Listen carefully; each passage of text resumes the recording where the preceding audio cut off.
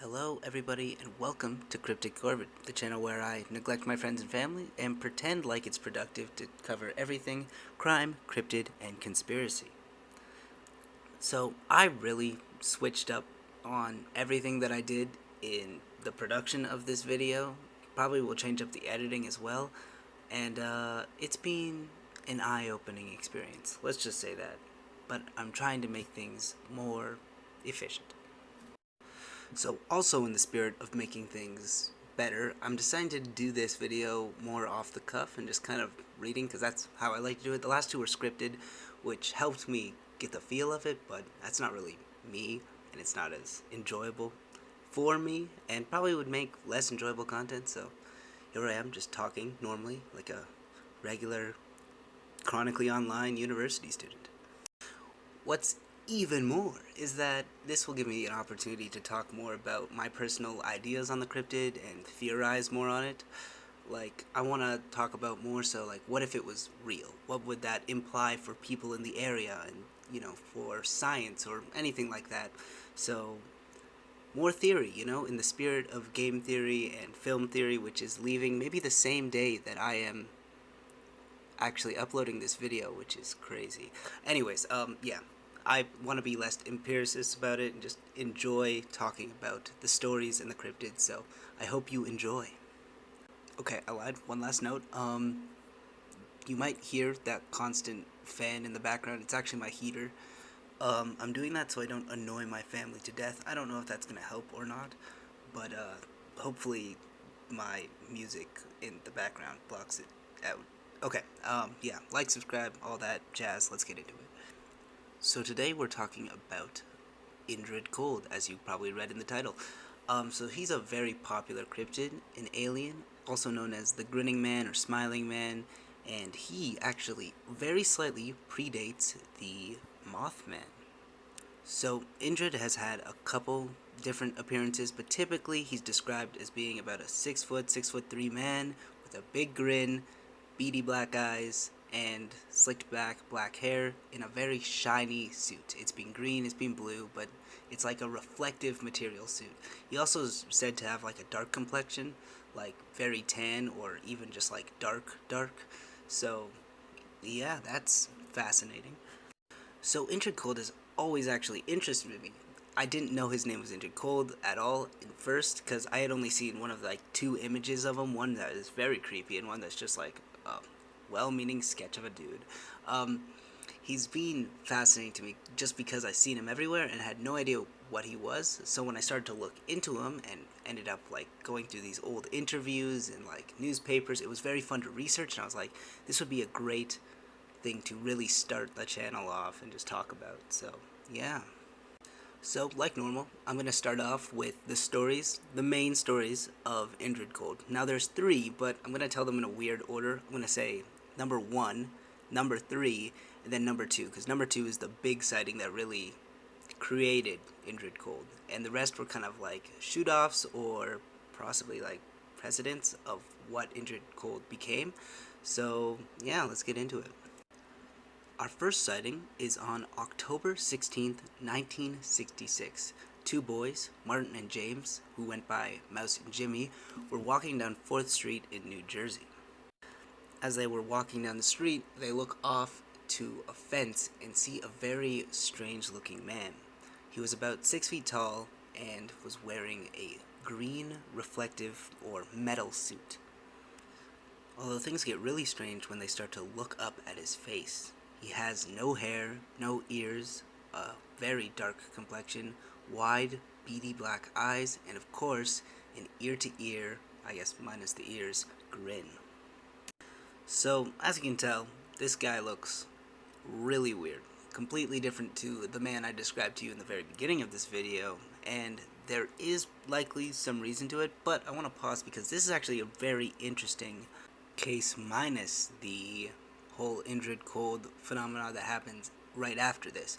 So apparently at around the same time, likely the same day or afternoon, there was reported a bunch of UFOs and lights that were very strange crossing the New Jersey area. So it kind of gave these boys a lot more validity, and that's why people were willing to hear their story and publish it out there. However, when people started asking more questions, then they started adding some facts. They were like, oh yeah, it was a terrifying experience. He smiled at us and then he hopped the fence and he started sprinting at us and we ran away. And the more they talked about it, the more bizarre it seemed. It came off more like they were just making up the story for, I guess, clout back in the 1966. So it seemed less valid, let's say that. I forgot to mention one thing. Apparently, he also had no nose. I think they mentioned this in the original report. But another thing that they also mentioned that he might not have is hands, which I found really strange. And I don't mean, oh my gosh, this deformed alien in a metal suit with no hands, that's terrifying or weird.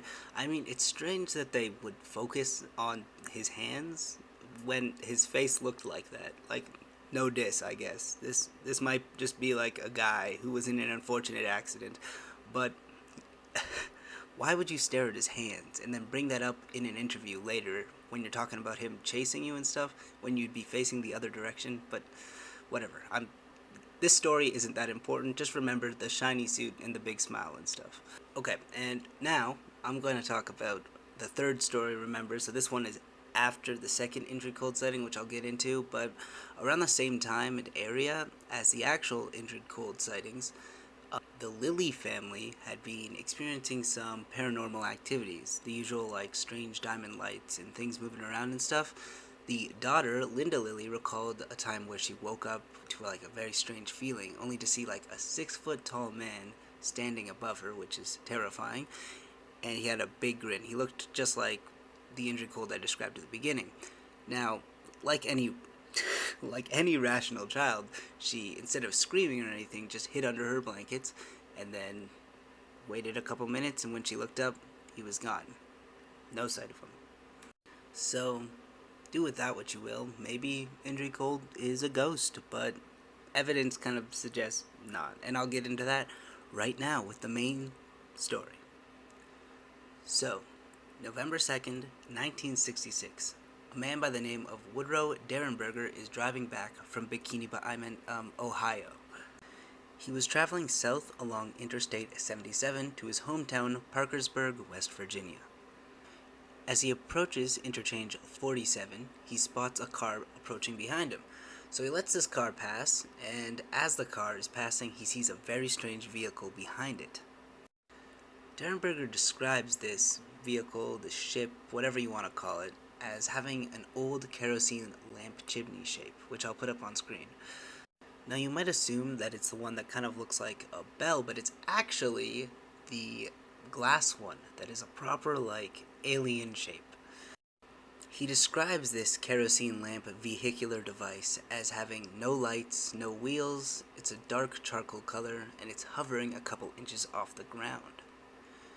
He describes it as around 35-ish feet and fairly wide, probably wider than the average car. So, he slows down thinking, okay, I can't really tell what this is, but it's probably just another car or something that's trying to pass me.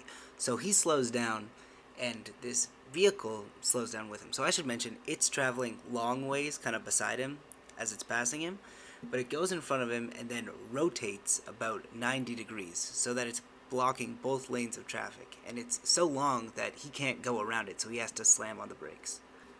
So now this giant vehicle is kind of distantly off in his headlights, and he sees that it opens like a car door, like right in the middle. Like, just imagine like a car door opening. It's just like a rectangular shape, and it's very casual. There's no dramatic noise, it just looks like a regular door. So logically, this old salesman is very confused, as I'm sure anybody would be. But he sees this very neatly dressed man step out, and he's in this silhouette, right? He looks at him, and all of a sudden, he hears, like, this voice. He hears, "Hey, roll down the window, I want to talk to you." Now, logically, most people would probably be like slamming on the brakes and just rolling in the other direction or something, just getting out of there one way or another, but this man, this silhouette, is presenting himself very kindly, right? He's not saying anything weird. Obviously, he's in this strange vehicle, cut him off and everything, but he's at least being pleasant and doesn't seem to have any hostile intentions. So Derenberger complies. He rolls down the window, and this man steps into view. Now, I'll very lightly cover what Indrid Cold, this is Indrid Cold, spoiler alert, says to Derenberger, but I really suggest that you actually go watch the original interview. I will have a link to it in the description, but it's 30 minutes, and it's interesting to hear him talk to the interviewer about the issue or the event, and it's fascinating, especially when you learn more of the context and what precedes it. So Indrid Cold walks up. He's this very nicely dressed man. He's in a reflective suit, kind of like the grinning man from earlier, and he seems pleasant enough. He rolls down the window and they begin to speak, but what's strange is Indrid's mouth isn't moving. It's stuck in that ear-to-ear grin.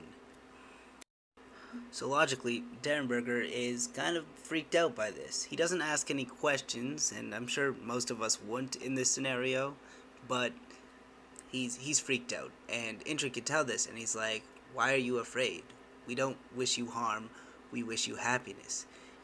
So Indrid begins asking him a bunch of questions just about his life, right? He asks, "Do you work? Do you work for currency? Like, what do you do?" And Derenberger responds, he's like, "I'm a salesman." And Cold says, "Well, where I'm from, I'm a searcher." He asks about the cities. He's like, "Do the people live there? Do you live there?" Right? I'd say normal things, and I mean, if you consider that he's an alien, I mean, fair enough. Like that, I guess that is a normal question to ask, but he clearly has some ignorance when it comes to the human population and how they interact, and he's kind of interviewing Derenberger about, like, where is this place, where am I, and what is it about, right? Now, this whole time, Derenberger is actually, like, still very freaked out. There's this smiling man who seems to be speaking to him, like, telepathically, and there was this spaceship. It's creepy to him, right?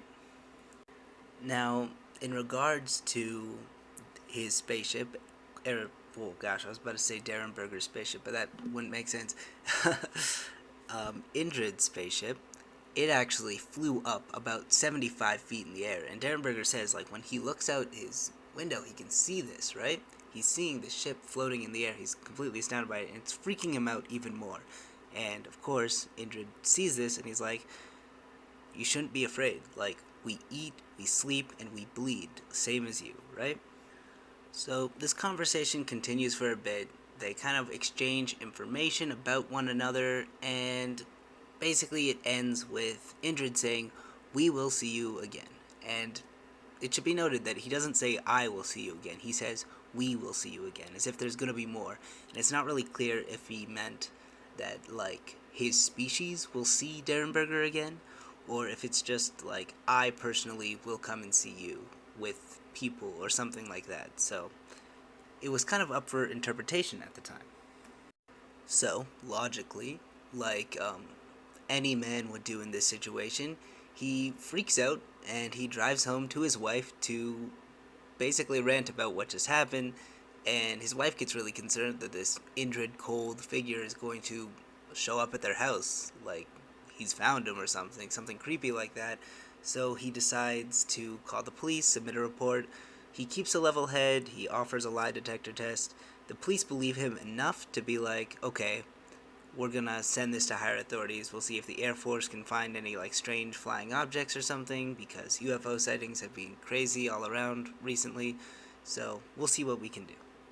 Now, I do want to talk more about Derenberger's story, and there is more, but I just want to pause right now so we can talk about Indrid Cold and what that's all about, and what if it was real, and, well, he might be real.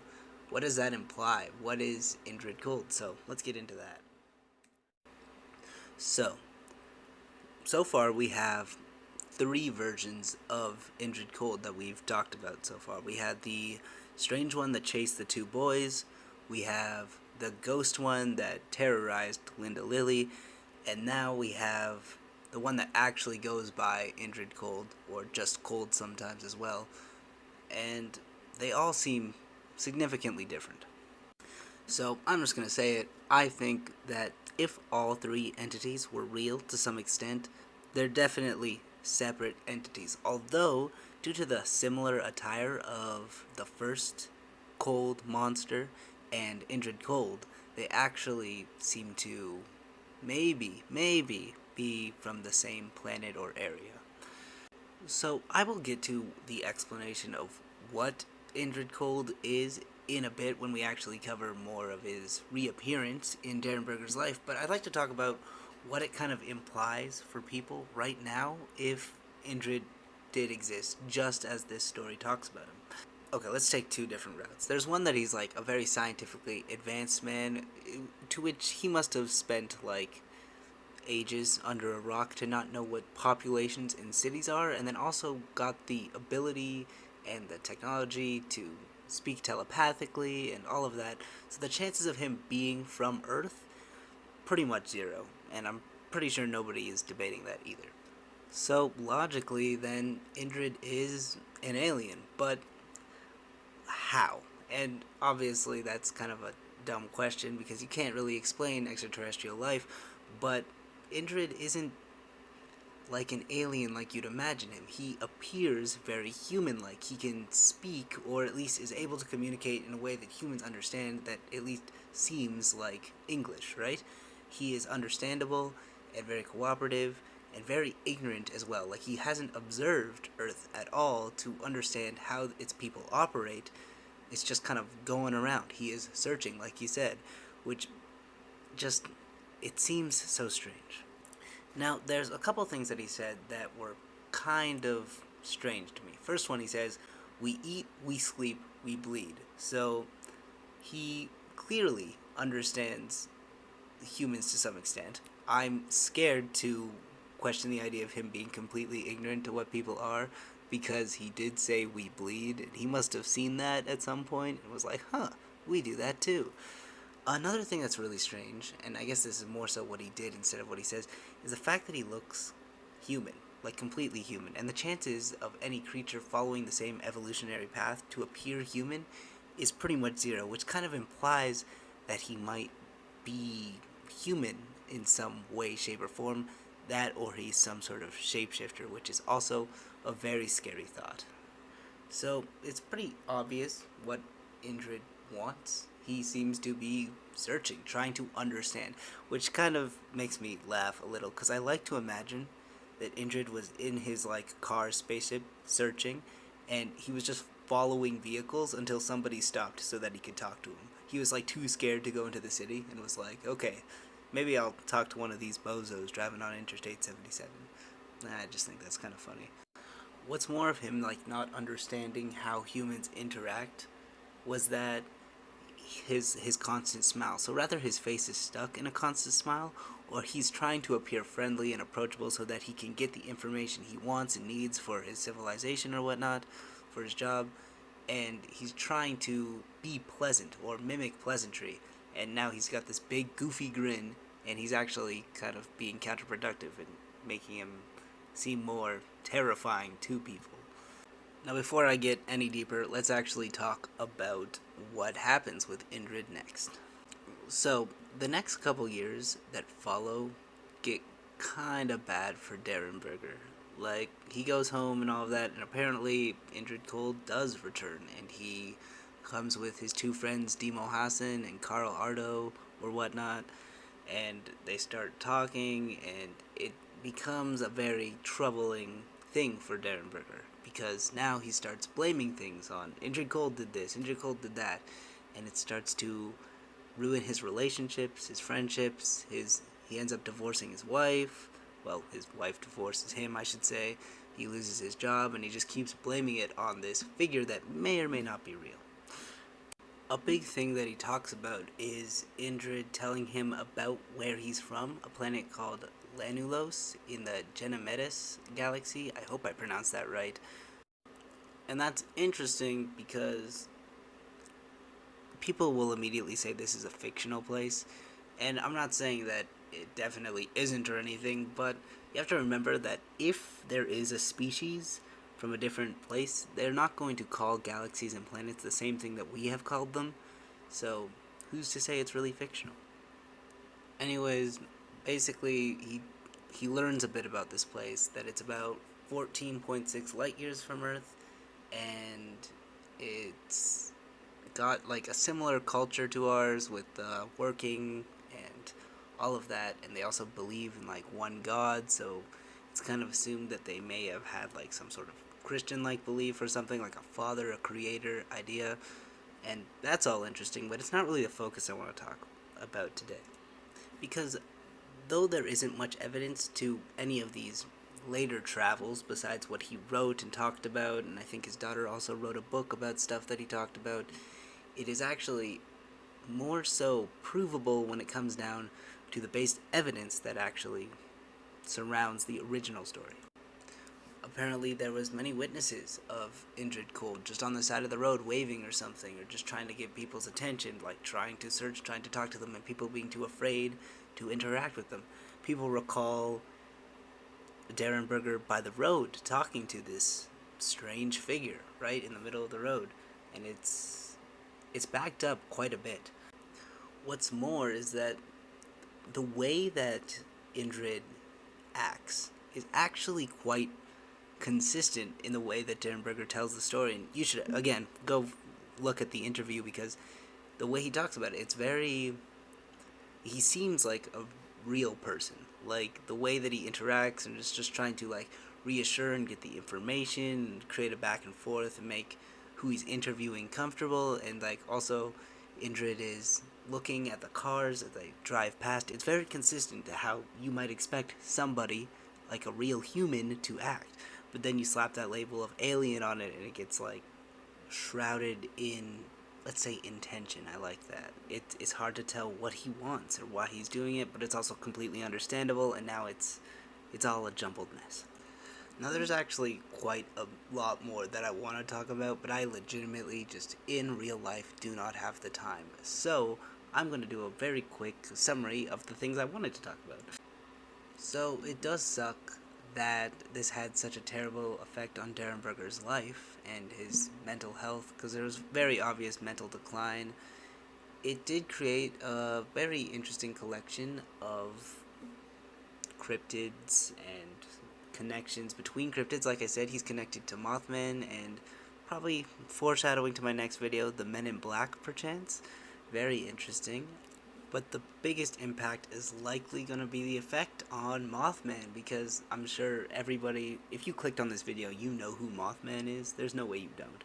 So, yeah, it's quite an inspiration for cryptids, and it likely inspired Mothman, and Mothman obviously had a massive effect on cryptids and on the communities that it was involved in and all of that. So, yeah, I'd say INDRID Cold had quite a big impact, and whether or not it's a hoax or whether or not it's paranormal, an alien, or just some crazy dude with a very interesting vehicle, it's a interesting story to tell, an interesting story to look into. Again, go check out the interview. It's very interesting. And yeah.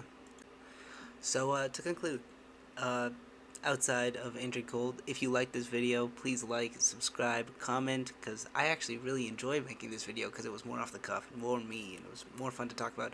I think this channel would benefit from having just me talk in front of a camera instead of edit these videos, because that takes like 8 years.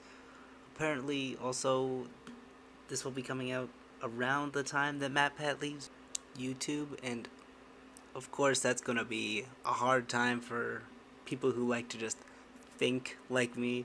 So, you know, he was a huge inspiration on starting a channel in general and just like my entire life. So, unfortunate, but yeah, I hope that that's all good for him and the new creators that are stepping up. So yeah, anyways, I'm gonna spend, like I said, 8 years editing this video, so hopefully it goes up at some point. Adios.